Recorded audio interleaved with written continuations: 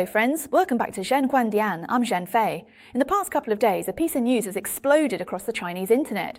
China's former richest woman, Chen Lihua, has passed away in Beijing at the age of 85. Yet what's trending is his name, but most people aren't talking about her 47 billion yuan fortune. Rather, they're discussing her husband, Chi Zhongrui, the fair-skinned Tang monk from the 1986 third adaptation of Journey to the West. People all over the country are curious. Tang monk has been with her for 36 years and gave up having children. So out of Chen Lihua's 47 billion yuan inheritance, how much will he actually get? But the truly explosive stories about this woman don't stop there. With her 47 billion yuan fortune, Chen Lihua served 5 consecutive terms as a member of the National Committee of the Chinese People's Political Consultative Conference. On Jinbao Street in Beijing, where every inch of land is worth its weight in gold, the entire street belongs to her. The Chang'an Club next to Tiananmen was built by her. Yet in her early years, she was just a seamstress who hadn't even finished secondary school. So how did she become China's richest woman? Where did her first pot of gold come from? And how did she manage to acquire land right next to Tiananmen? She is known as the guardian of China's rosewood culture, but it was also she who personally tore it down. Including the former residences of Mei Lanfang and Shen Kongwen, over 400 old Beijing courtyard houses were involved. Today, let's have a proper chat about this woman's life. All I need is 20 minutes of your time. The amount of information is immense, so I suggest you find a comfortable position and listen to my story.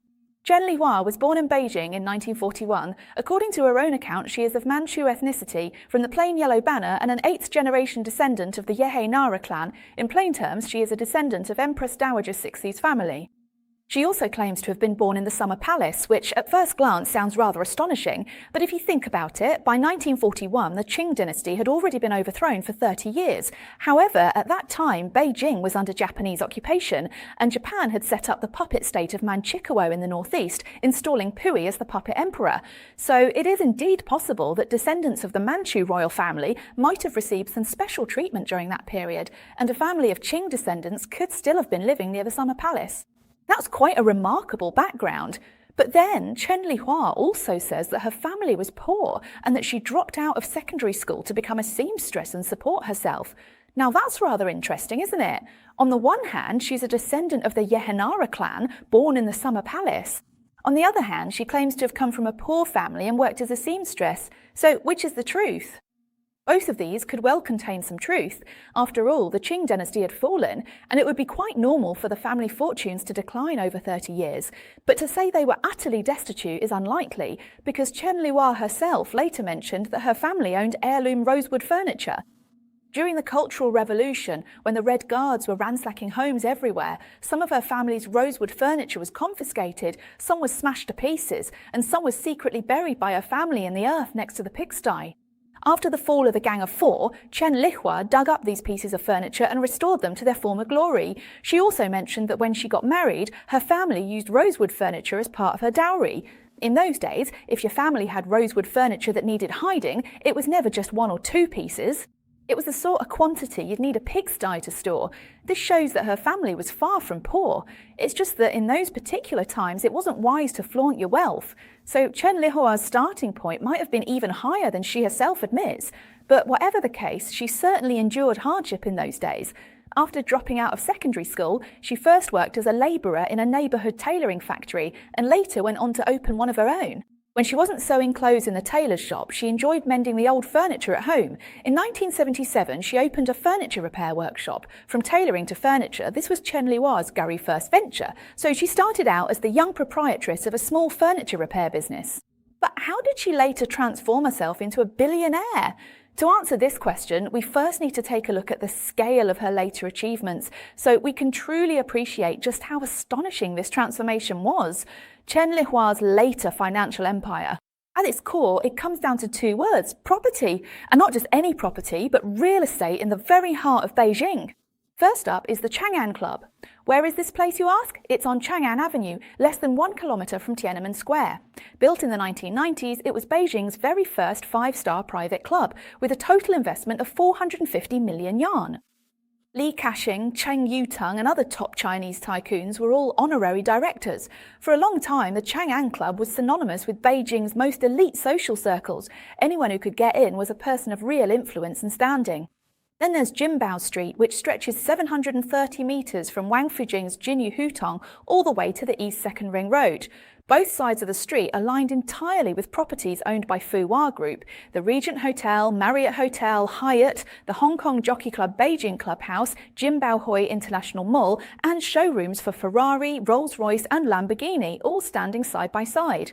Every year, this entire street brings in billions of yuan in rental income for Chen Lihua's Fuhua Group. The property portfolio also includes Liwan Apartments, Lishan Tower and the 560,000 square metre Fuhua Garden residential complex.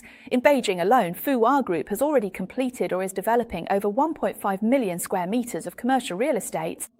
Later on, she even expanded her business to Zhuhai Henkin, Australia and New Zealand.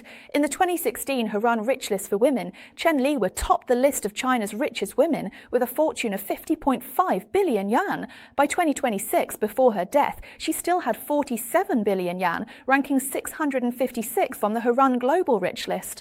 Looking at these figures and then thinking about her beginnings, a female worker repairing furniture in a Beijing hutong, going from mending furniture to 47 billion, from a tailor's shop to owning land beside Tiananmen and the entire Jinbao Street.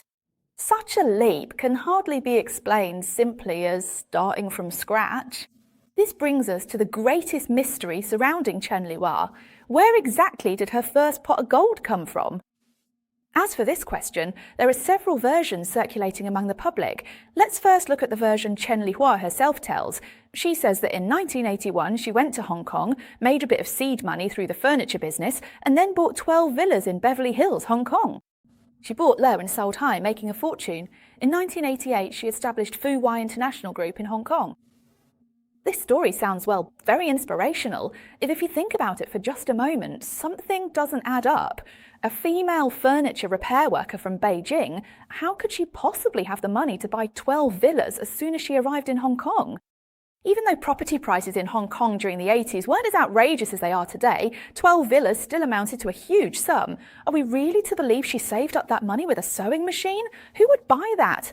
And there's another crucial question. How did an ordinary female worker from Beijing manage to get to Hong Kong in the early 80s? Back then, getting a permit to go to Hong Kong was not something just anyone could achieve. You needed connections, you needed the right channels, and you needed someone to pull strings for you. Now, there's another version of the story that's even more widely circulated and shrouded in mystery. In the mid-80s, there was a Chinese furniture factory in Beijing called Longshengcheng. This place supposedly held a large collection of precious furniture seized from households during the Cultural Revolution, including Zitan wood pieces from the Qing and Ming dynasties. Wangwali, golden thread Nanmu, and so on. At the time, these pieces of furniture were classified as ownerless property and were simply piled up in warehouses left unattended. No one knows exactly how Chen Lihua got wind of this information. Then she managed to acquire them at an extremely low price. Some say she acquired a large batch of them for what was almost a symbolic price. You have to understand, these were by no means ordinary old pieces of furniture. Even in the 1980s, Qing and Ming dynasty Zitan furniture fetched astronomical prices when shipped to Hong Kong and overseas markets. These were museum-grade collectibles. Chen Lihua transported this furniture to Hong Kong for sale, and in this way she completed her initial capital accumulation from scratch. But the most crucial question in this story is, how did a small-time furniture repair shop owner manage to gain access to the warehouse of a state-owned factory and take away priceless antiques at such low prices? An insider has provided a very specific explanation. It is said that Chen Lihua leveraged her connections with Li Ruhuan and Zhang Baifa. At the time, Li Ruhuan was the deputy director of the Beijing Municipal Construction Committee, and Zhang Baifa the deputy mayor of Beijing. Then he made a phone call to the factory in the name of the Beijing Building Materials Bureau, saying over the phone, "This is a matter entrusted by the Beijing municipal government. The person coming is a democratic figure, so just hand the furniture over to them." Afterwards, Chen Lihua brought lorries and, taking advantage of most workers having finished their shifts, transported the valuable furniture away, lorry after lorry. Then she slicked the warehouse manager a Soviet Volga saloon car, treated them to a meal, and gave them a bit of overtime pay and some cigarettes. And that was that. Hearing this, friends, doesn't it all sound rather familiar? Isn't this the classic trick from the early days of reform and opening up, using connections and power to acquire state assets at rock-bottom prices, then selling them off overseas for a massive profit? The only difference is that others were flipping quotas for steel or foreign currency, while Chen Lihua was flipping antique furniture seized during the Cultural Revolution. These pieces of furniture were later transported to Hong Kong via Shenzhen and sold there. In the 1980s, this kind of furniture fetched a handsome price on the Hong Kong and overseas markets. And just like that, she completed her initial capital accumulation. The founding of Hawada was built on antique furniture seized during the Cultural Revolution. In 1998, Chen Lihua took on the biggest project of her life, the redevelopment of Jinbao Street. This project brought about significant changes in her life. What sort of changes? The redevelopment of Jinbao Street was an extremely important project in Chen Lihua's life. As we mentioned earlier, Jinbao Street is now Beijing's most exclusive luxury shopping street. But what was this area like before the redevelopment? It consisted of 5 old hutongs dating back to the Yuan dynasty with several centuries of history. There were over 400 ancient Siheyuan courtyards and small Western-style houses from the Republican era. Mi Lanfang lived here, Shen Kongwen also lived here, and diplomats like Chao Guanhua and Jiang Wenjing all resided there as well. It was one of the areas in old Beijing with the richest cultural heritage. To put it plainly, the Jinbao Street redevelopment project was about demolishing all these old hutongs and ancient Siheyan, building a 40-metre wide main road, and then constructing luxury hotels and office buildings on either side. According to reports, almost all of the cultural relics experts who attended the appraisal meeting at the time voted against it. But opposition was useless. The project went ahead as planned, and Chen Lihua completed the relocation agreements for 2,100 households in just 28 days. She put it nicely herself, saying, "Let money take the loss, not the people." But the reality was far from that. Later, Time Weekly conducted an in-depth investigation, and the picture it presented was completely different. Some residents' homes during the demolition process had their water and electricity cut off. Construction waste and the excrement of demolition workers were piled up directly around the houses. The roofs of some homes were torn off, and the old jujube trees in the courtyards were uprooted. Some homeowners discovered that while they were still living in their homes, their properties had already been mortgaged to the bank by a subsidiary of the Fuhura Group, securing huge loans without their knowledge. Even more outrageous, some Siheyuan property certificates clearly bore the names of the original residents, yet the housing authorities sold them to the then tenants under the guise of housing reform at just over 1,000 yuan per square metre. In an instant, these tenants became the owners of the houses. With this so-called property ownership in hand, they agreed to the demolition, took the compensation and left. But the real homeowners were left with nowhere to turn, their pleas falling on deaf ears. Then the bulldozers moved in. Very quickly, over 400 Siheyuan courtyard houses were gone, 5 Yuanbao hutongs disappeared, and Mei Langfang's former residence was flattened. In their place appeared a Ferrari showroom, the Regent Hotel, and one luxury shop window after another. There's a particularly ironic detail here. After Chen Lihua demolished all these genuine old Beijing cultural relics, she then spent decades recreating the old Beijing city gates, 9 inner and 76 outer gates, and 10 corner towers, all at a 1/10 scale using rosewood. She spent 200 million yuan building the China Rosewood Museum. Zifeng is known as the Rosewood Queen, and she even received the title of National Inheritor of Rosewood Carving Techniques. You see, it was she who personally flattened the genuine cultural heritage, only to then spend a fortune making a load of miniature replicas, and then proclaim to the world that she is the guardian of culture. This logic is exactly the same as the CCP's systematic destruction of traditional Chinese culture, only to then repackage it as a superficial culture draped in red robes and horse-faced skirts, and loudly proclaim itself as the very embodiment of Chinese culture. On the surface, it all looks glamorous and dazzling, full of cultural flavour, but in reality, its essence has long since changed, having lost its soul and true roots. This actually reminds me of the Shenyang performance I went to see a few days ago. What struck me most was a line of small print on the Shenyang leaflet, which read, "China before communism." During the performance about China before the Communist Party, the host introduced that Shenyang conveys the true traditional Chinese culture. While watching the performance, I also noticed that there is a huge difference compared to the so-called cultural performances put on by the Chinese Communist Party. Watching Shenyang gives you a sense of beauty, peace, warmth, and is full of energy and hope. It even evokes a sense of pride and honour in being Chinese. This is something you can never experience in any of the Chinese Communist Party's artistic performances, so I believe that is the real traditional Chinese culture. That's why I recommend you go and experience a Shenyang performance for yourself. I've pinned the ticket purchase link at the top of the comments section. When purchasing tickets, friends, you can use my code, which is the initials of Zhenfei and Pinyin, ZF2026. Very easy to remember. ZF2026 will help you waive the handling fee in the United States. I strongly recommend this performance. I believe every Chinese person should not miss it. And after you've seen it, friends, please don't forget to share your thoughts with me. Returning to Chen Lihua, in 2012, Time magazine named her one of the world's 100 most influential people after the news broke Hua Xinmin, a forensic Chinese architectural scholar who has long been dedicated to protecting Beijing's hutongs, wrote a letter to Time magazine. The gist of it was, how could you name a developer who destroys cultural heritage as one of the most influential people? So he believes that Chen Lihua is essentially a developer, not a cultural preservationist. Friends, I think this really hits the nail on the head. What do you think? If you agree, give me a like to let me know. Of course, in the end, this letter changed nothing. A cultural relics expert once said, almost all the courtyards that were fairly well preserved have been demolished, yet Chen Lihua became one of Time's 100 most influential people. This really struck a nerve for him. Now that we've reached this point in the story, the path of Chen Lihua's rise to fortune is already quite clear. Next, I'm going to talk about another story about her that has intrigued the whole of China for over 30 years. Her relationship with Tang Seng. In 1986, China Central Television aired Journey to the West, which became a nationwide sensation. Now, the role of Tang Seng in this series was played by 3 different actors over time, but in the end, well, the one who finally obtained the scriptures was Chi Zhongrui. A Beijinger from a 5-generation Peking opera family, he trained at the Shanghai Theatre Academy. Fair-skinned, refined and scholarly, Chi Zhongrui was 34 when Journey to the West aired. At his peak, he became a household name across the country. 2 years later, in 1988, there was an opera event at the China National Peking Opera Theatre in Beijing. Chen Lihua attended.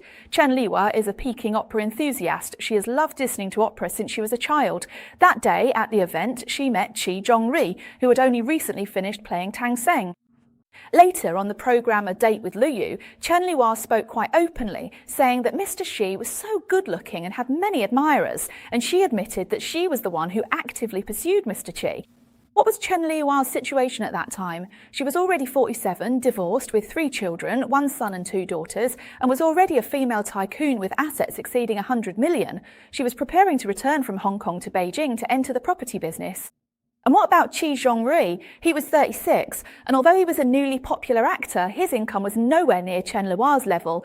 The two of them soon started seeing each other, and their relationship lasted for 2 years. During this time, Chi Zhongrui did have his reservations. One issue was the age gap. There was an 11-year difference between them. Then there were the rumours and gossip, with people saying he was after a wealthy woman. In those days, having a wife who was 11 years older than her husband and who was a wealthy businesswoman divorced with 3 children was quite something among friends. Suppose you were Mr. Chi, would you choose someone from the city? Let's have an anonymous vote, shall we? Although, of course, we can still see everyone's usernames, but let's agree to pretend we can't. If you think you would, if you were Mr. Chi and you would choose Chen Lihua, type would. If you wouldn't, type wouldn't.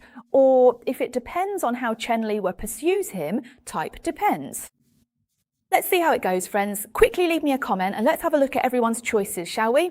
Now, as for Chen Lihua, she's very clever. She didn't force Chi Zhongrui to make his position clear. After all, she's a female tycoon, isn't she? What mattered more to him were the children's opinions. He gathered his 3 children together and held a family meeting. The children said, "Mum, you really ought to find yourself a companion. We support you."